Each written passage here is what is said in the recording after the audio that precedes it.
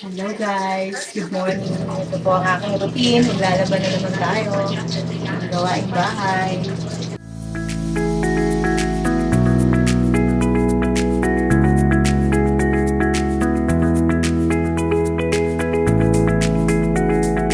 Laba, laba, laba, all the way.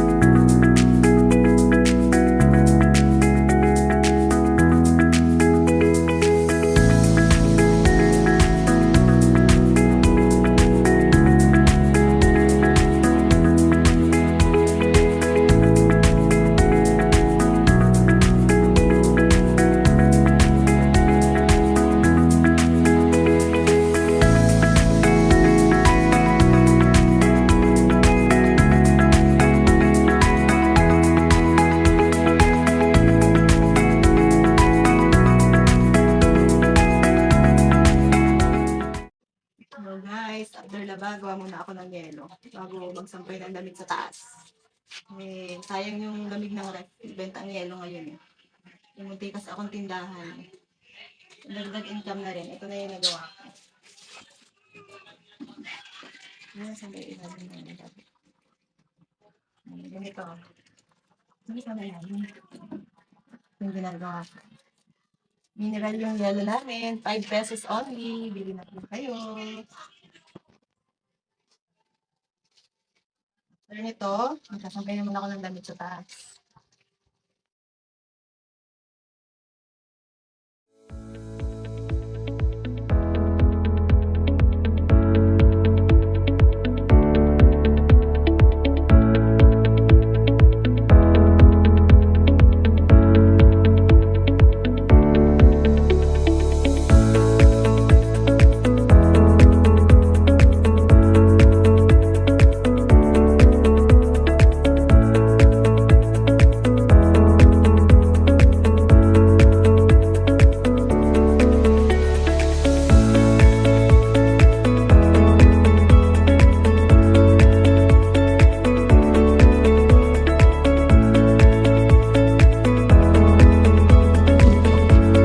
Tayo na yelo.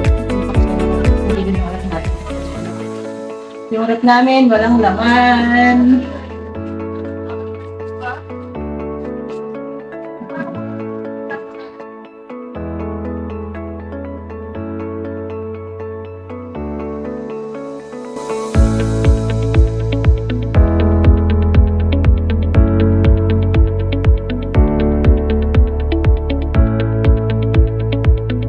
Puro tubig at yelo lang ang naman ng amin. Uwi naman tayo ng higaan. Kasi bago ka pumunta dun sa kwarto namin, ay sa sampayan, dadaan ka muna sa kwarto namin. Eh, hindi pa nakatupi. Nasipag kasi yung mga anak ko eh. Grabe ka. Naihi kasi ako kaya nakalimutan ko. Ganyan lang ako magligpit. Ligpit muna. Ito ang aking daily routine. Excuse me. Gusto lang po sandali. Tapos, taas natin yung kama. Oops. Ayan. Tapos, ilagay natin yung ating mga damit na isatampay. May gate pa po kami. Dito na tayo magsasampay sa labas ng bahay. Sa terrace. Ito na yung ating mga isasampay. Sampay-sampay. Yung mga damit.